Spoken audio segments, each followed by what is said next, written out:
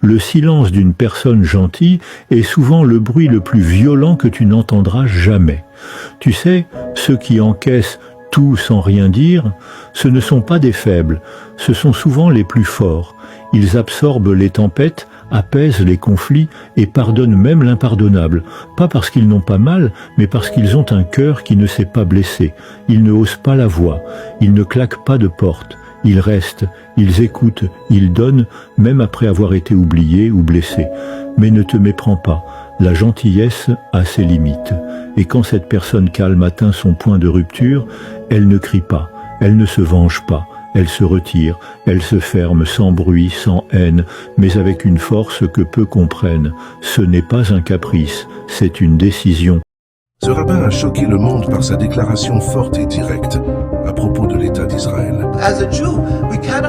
En tant que juifs, nous ne pouvons pas accepter les meurtres, les assassinats, l'oppression et toute autre forme d'asservissement que font les sionistes.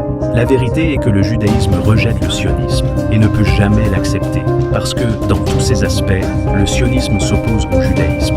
Le sionisme est une idéologie qui est basée sur le blasphème. Deuxièmement, leurs actes sont totalement criminels. Regardez, ils sont venus en Palestine et ont créé leur État en chassant les Palestiniens de leurs terres. Les Arabes et les musulmans étaient si amicaux, mais lorsque les sionistes sont arrivés, ils ont commencé à assassiner les Arabes qui les avaient accueillis. Alors, en tant que juifs, nous ne pouvons accepter les meurtres, l'oppression et toutes sortes de subjugations que font les sionistes.